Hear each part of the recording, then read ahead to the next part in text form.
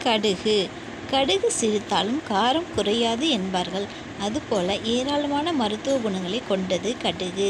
திரிகடுகம் என்றும் 3 மருத்துவ பொருட்களில் முதலிடம் கடுகிற்கு உண்டு. கடுகு பல வழிகளில் பயனுள்ளது.